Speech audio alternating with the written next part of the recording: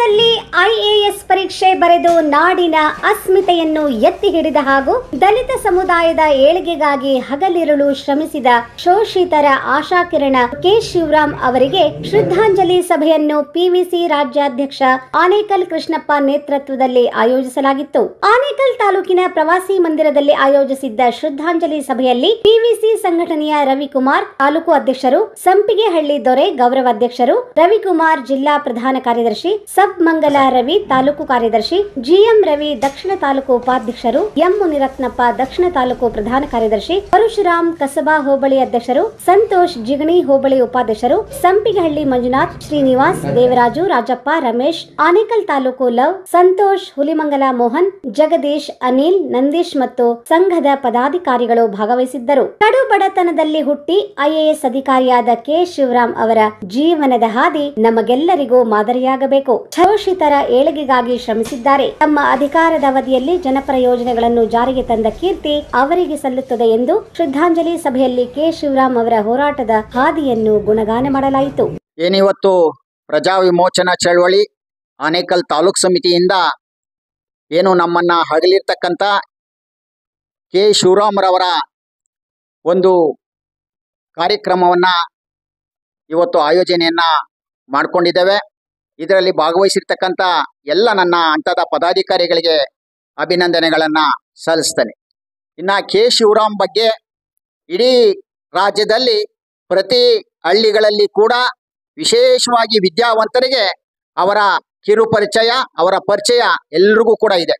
ವಿಶೇಷವಾಗಿ ಅವರು ಅಧಿಕಾರಿಯಾಗಿ ಐಎಎಸ್ ಅಧಿಕಾರಿಯಾಗಿ ಮೇಲಕ್ಕೆ ಬಂದಿರತಕ್ಕಂಥ ಅವರ ಹಿನ್ನೆಲೆ, ಒಂದು ಕಾಲಿಗೆ ಚಪ್ಪಲಿನೇ ಇಲ್ಲದೆ ನಾನು ಕಾಲೇಜಿಗೆ ಹೋಗ್ತಾ ಇದ್ದೆ ಅನ್ನೋ ಮಾತನ್ನ ಸ್ವತಃ ಅವರೇ ಮಾಧ್ಯಮದ ಮುಂದೆ ಹೇಳಿದ್ದಾರೆ.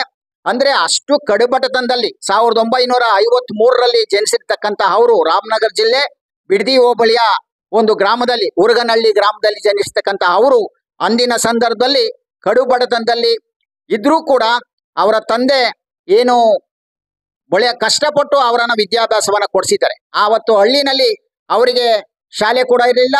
5ನೇ ತರಗತಿನಲ್ಲಿ ಅವರು ಅಲ್ಲಿ ವಿದ್ಯಾಭ್ಯಾಸವನ್ನ ಪಡೆದು ಮತ್ತೆ ಬೆಂಗಳೂರಿಗೆ ಬಂದು ಮಲ್ಲೇಶ್ವರಲ್ಲಿ ಹಾಸ್ಟೆಲ್ನಲ್ಲಿ ಇದ್ದು ವಿದ್ಯಾಭ್ಯಾಸವನ್ನ ಮುಂದುವರಿಸೋದ್ರ ಮೂಲಕ KAS ಮಾಡಿ ನಂತರ IAS ಮಾಡಿ ಜಿಲ್ಲಾಧಿಕಾರಿಗಳಾಗಿ ಅನೇಕ ವಿಭಾಗಗಳಲ್ಲಿ ಆಯುಕ್ತರಾಗಿ ಕೂಡ ಕೆಲಸವನ್ನ ನಿರ್ವಹಣೆ ಮಾಡಿ ವಿದ್ಯಾಭ್ಯಾಸ ಅನೇಕರಿಗೆ ಏನು ಸ್ಥಳ ಸಮುದಾಯದ ಬಡ ಸಮುದಾಯದವರಿಗೆ ವಿದ್ಯಾಭ್ಯಾಸಗಳನ್ನ ಕೊಡೋದ್ರ ಮೂಲಕ ಸರ್ಕಾರದಿಂದ ಸಿಗುವಂತ ಸೌಲಭ್ಯಗಳನ್ನ ಅವರಿಗೆ ಕೊಟ್ಟು ಸ್ವ ಉದ್ಯೋಗಗಳನ್ನ ಮಾಡಿಸಿ ಅವರಿಗೆ ಇಡೀ ಅವರ ಕುಟುಂಬಗಳ ಆರ್ಥಿಕ ಬದಲಾವಣೆಯತ್ತ ಅನೇಕ ಕಾರ್ಯಕ್ರಮಗಳನ್ನ ಯೋಜನೆಗಳನ್ನ ಮಾಡೋದ್ರ ಮೂಲಕ ಇವತ್ತು ಜನಮಾನಸದಲ್ಲಿ ಅವರು ಅಚ್ಚಳಿದಾಗಿ ಉಳಿದಿದ್ದಾರೆ. ಇನ್ನು ಮುಂದಿನ ದಿನಗಳಲ್ಲಿ ಇಡೀ ರಾಜ್ಯದಲ್ಲಿ ಅವರ ಯುವಶಕ್ತಿ ಜನರು ಇವತ್ತೇನಿದ್ದಾರೆ ವಿದ್ಯಾವಂತರು ಹೋರಾಟಗಾರರು ಅವರ ಹೋರಾಟದ ಹಾದಿಗಳನ್ನ ನಾವೆಲ್ಲರೂ ಕೂಡ ತೊಡಸ್ಕೊಂಡು ಮುಂದಿನ ಪೀಳಿಗೆಗೆ ಅವರ ಹೋರಾಟದ ಹಾದಿಗಳನ್ನ ನಾವು ಕೊಂಡೊಯ್ಯಬೇಕು. ಆ ನಿಟ್ಟಿನಲ್ಲಿ ನಾವೆಲ್ಲ ಕೆಲಸ ಮಾಡ್ತೇವೆ ಅನ್ನೋ ಒಂದು ವಿಚಾರವನ್ನ ಹೇಳ್ತಾ ಇವತ್ತು ಈ ಒಂದು ಕಾರ್ಯಕ್ರಮವನ್ನ ಈ ಒಂದು ಶ್ರದ್ಧಾಂಜಲಿ ಕಾರ್ಯಕ್ರಮವನ್ನ ಆಯೋಜನೆ ಮಾಡಿರ್ತಕ್ಕಂಥ ಎಲ್ರಿಗೂ ಮತ್ತೊಮ್ಮೆ ನಾನು ವಂದಿಸಿ ನನ್ನ ಮಾತನ್ನ ಮುಗಿಸ್ತೇನೆ. ಜೈ ಭೀಮ್, ಜೈ ಭಾರತ್. DC ಆಗಿ ನೇಮಕವಾದಾಗ ನಿಜವಾಗ್ಲೂ ಹೇಳ್ತಾ ಇದೀವಿ, ಅವರು ಎಷ್ಟು ಸೇವೆ ಮಾಡ್ತಾರೆ ಅಂದ್ರೆ ನಮ್ಮ ಜನಾಂಗಕ್ಕೆ, ನಮ್ಮ ಇಡೀ ಸಮುದಾಯಕ್ಕೆ. ಆಮೇಲೆ ದಾವಣಗೆರೆಗೆ ಹೋಗ್ತಾರೆ. ದಾವಣಗೆರೆ ಆಗಿನ ಸಂದರ್ಭದಲ್ಲಿ ಖರ್ಗೆ ಸಾಹೇಬರು ಹೋಮ್ ಮಿನಿಸ್ಟರ್ ಆಗಿರ್ತಾರೆ ನಮ್ಮ ರಾಜ್ಯದಲ್ಲಿ.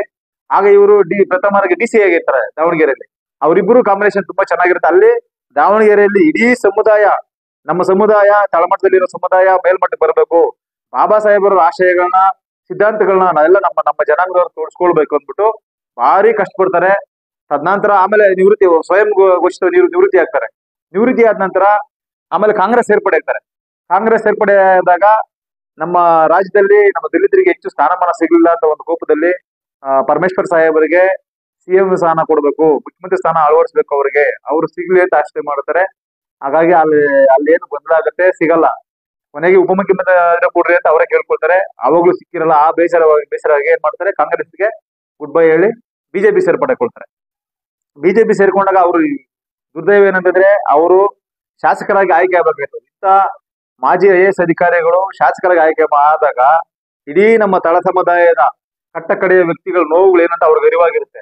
ಆ ಅರಿವಾದ ಸಂದರ್ಭದಲ್ಲಿ ಒಳ್ಳೆ ಕೆಲಸ ಕಾರ್ಯಗಳು ಮಾಡ್ಬೋದಾಯ್ತು. ಬಟ್ ದುರ್ದೈವ ಅವ್ರಿಗೆ ಅವಕಾಶ ಸಿಗ್ಲಿಲ್ಲ. ಅವ್ರು ಇರ್ಬೇಕಾಯ್ತು. ಒಳ್ಳೆ ಮಹಾನ್ ಚೇತನವನ್ನ ಕಳ್ಕೊಂಡಿದೀವಿ ಇವತ್ತು. ಕಳ್ಕೊಂಡು ನಾವೆಲ್ಲ ನೋವಲ್ಲಿದ್ದೀವಿ.